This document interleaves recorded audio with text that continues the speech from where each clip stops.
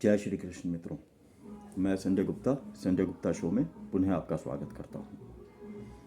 आज हम जानेंगे कि भीष्म पितामह के बारे में, राजा शांतनु के बारे में, जो मेन महाभारत का पार्ट है, यहाँ से आज आरंभ होता है।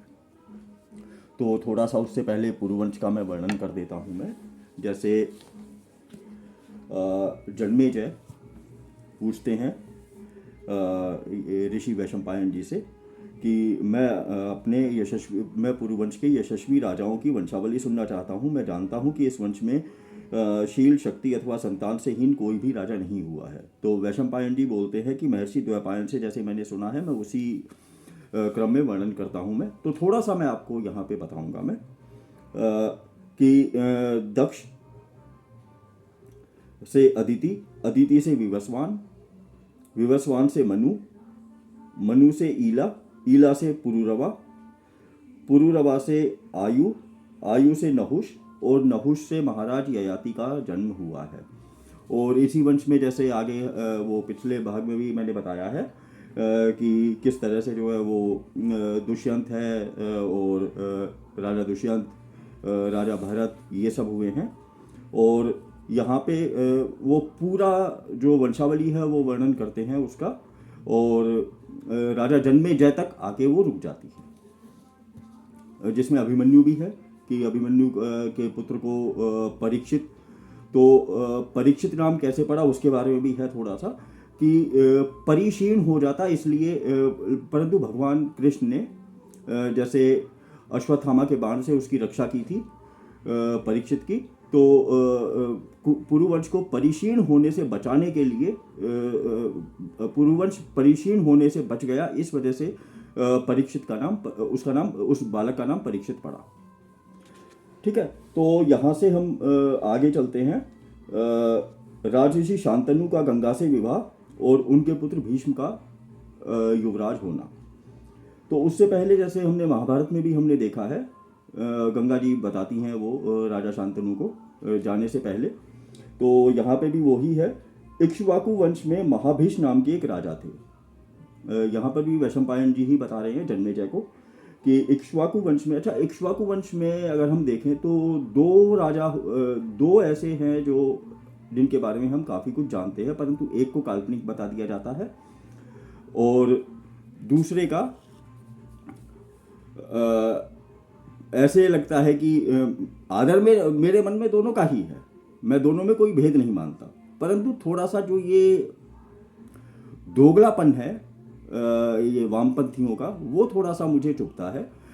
जैसे भगवान राम में इक्ष्वाकु वंश में ही उनका अवतार हुआ था, और भगवान बुद्ध का भी उसी वंश में ही अवतार हुआ था, परंतु भगवान बुद्ध के बारे में वो सब कुछ बताते हैं, कुछ झूठा कुछ सच्चा, पर स्वीकार करते हैं कि हाँ हुए थे वो। परंतु भगवान राम के बारे में, क्योंकि उन्होंने वो एक नए धर्म से जोड़ देते हैं बौद्ध धर्म के साथ, तो इस वजह से ठीक है वो हैं। अगर जबकि देखा जाए तो वो अहिंसा के कोई पुजारी नहीं थे, ना ही वो अहिंसा को कोई बहुत ज़्यादा मानते थे। इवन अगर हम देखें अजातशत्रु के ही समकालीन थे वो भगवान बुद्ध, तो अजातशत्रु ने जब वैशाली गणराज्य पर आक्रमण किया था, जो लोकतंत्र था, तो हमारे यहाँ पे लोकतंत्र कोई नया नहीं है। अगर हम आगे पीछे अगर हम देखें महाभारत में भी भगवान कृष्ण के जो सुभद्रा हरण का वर्णन है, तो वहाँ पे भी गणराज्य का ही या गणतंत्र का ही कुछ लगता है, क्योंकि सभी की सहमति से बात दबाई गई थी वहाँ पे भी। तो अजातशत्रु ने जब वैशाली पर आक्रमण किया और बुरी तरह से पराजित हुआ था, और वैशाली गणराज्य उससे मतलब शक्तिशाली था, मगध साम्राज्य से शक्तिशाली था वैशाली गणराज्य, परंतु भगवान बुद्ध के पास वो उसका जो अमात्य है अजातशत्रु का, वो जाता है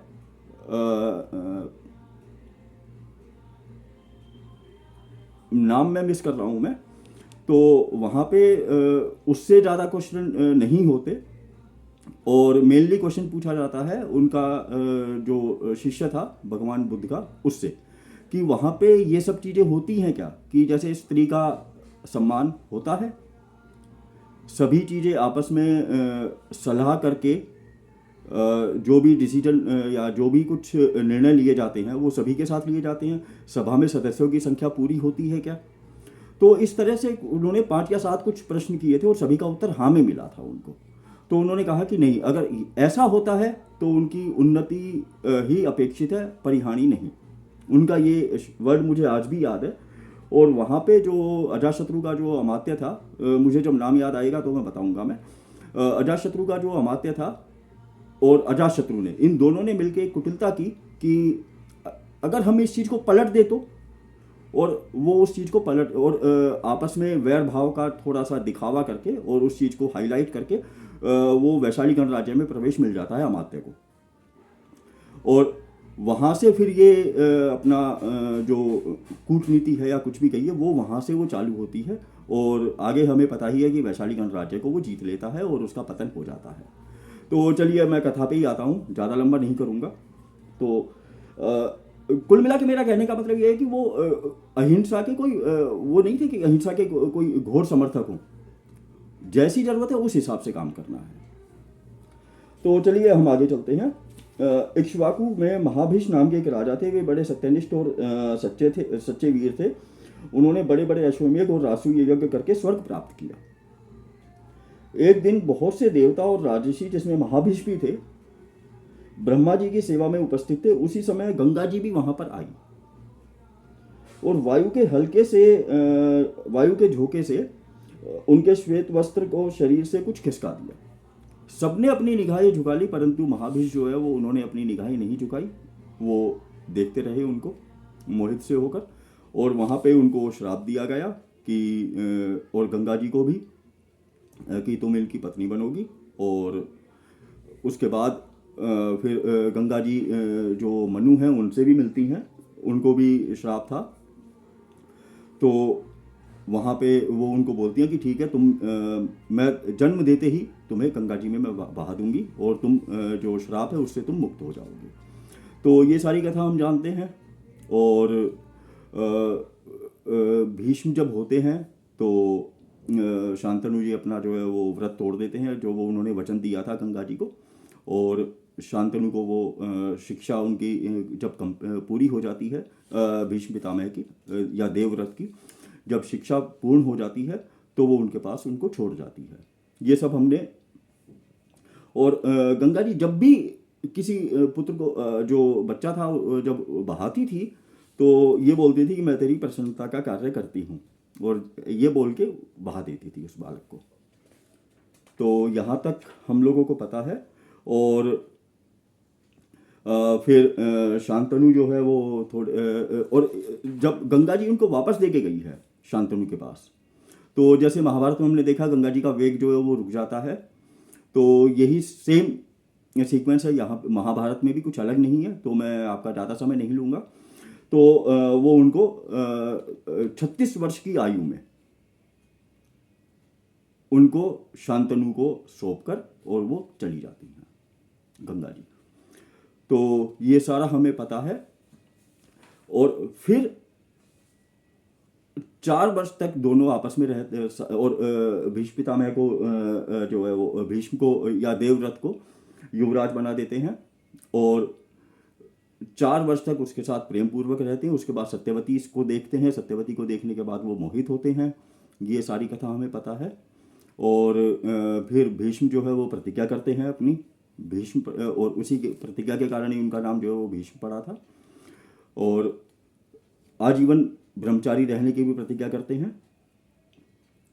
और यहाँ पर जब शांतनु को चलिए ठीक है, इस चीज़ को हम लोग स्किप करते हैं। और चित्रांगद और विचित्र वीर्य का जन्म होता है सत्यवती से।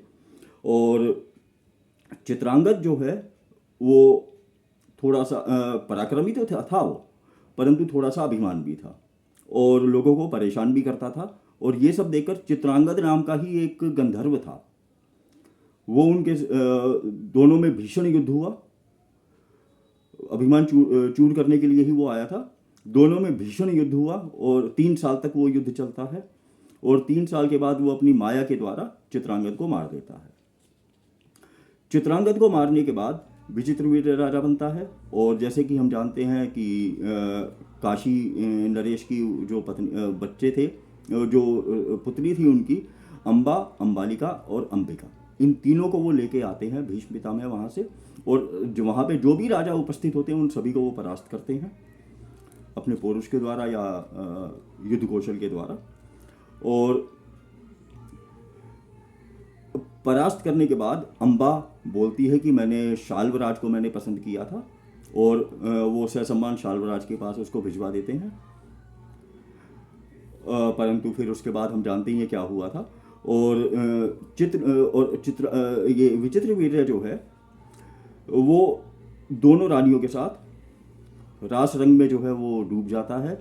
और डूबने के बाद 7 साल के बाद उसको क्षय रोग होता है। और उस अवधि में राजकाज भीष्म जो थे उन्होंने ही संभाला था। अच्छा, अब विचित्रवीर्य के मरने के बाद ये सत्यवती भीष्म को बुलाती हैं, जैसे महाभारत में दिखाया है। बोलती हैं कि अब तुम पुत्र उत्पन्न करो और मैं तुम्हें तुम्हारी प्रतिज्ञा से मुक्त करती हूँ।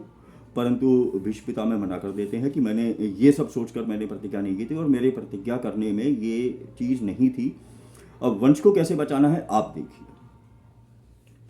और फिर वेदव्यास जी को बुलाती हैं सत्यवती, जो कि उनके पुत्र थे, वो आप जानते ही हैं, तो उसके बारे में मैं डिस्कशन नहीं करूँगा मैं। और अम्बा तो चली जाती है, अंबिका से धृतराष्ट्र और अंबालिका से पांडु।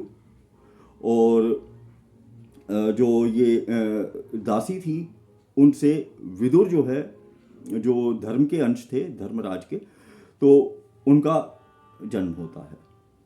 तो आज की कथा हम यहीं पे ही समाप्त करते हैं, और अगले भाग में मैं थोड़ा सा विश्लेषण के लिए करूँगा मैं।